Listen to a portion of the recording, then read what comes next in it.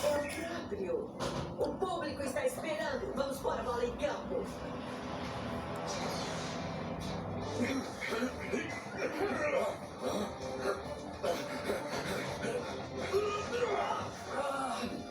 Vai perder, Chicks.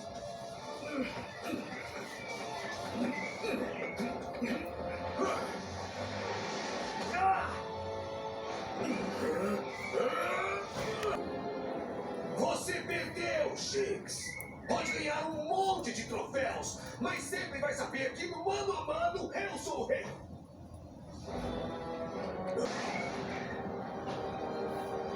Vai com tudo, vai, meu senhor.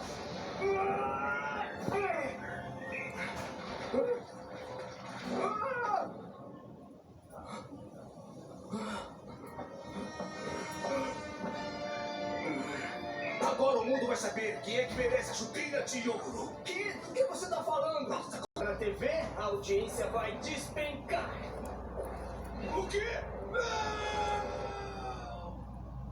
Futebol! Eu sempre soube que iria conseguir.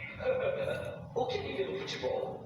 Tanto planejamento, tanto trabalho.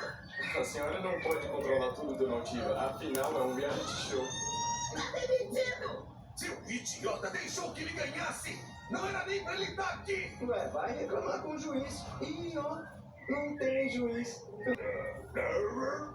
Mas peraí, que estranho, ele não tinha nem convite. O que eu falei? Falso. Vai ver, é pra ter um final inesperado. É, o inesperado é que a gente desperdiçou uma tarde toda. Pelo menos ainda tem aquela comida deliciosa. Reality shows são uma droga. Eu falei, queimou o nosso rango.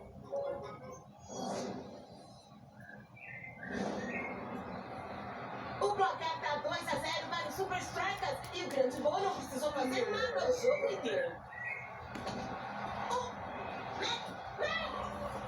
O Nakama tá na área do Super Striker. Não existe nada para se preocupar, Cleber.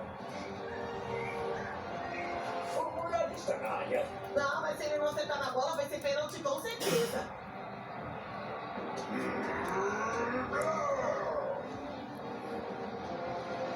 Problema nenhum para esse zagueirão. O Muralha tem um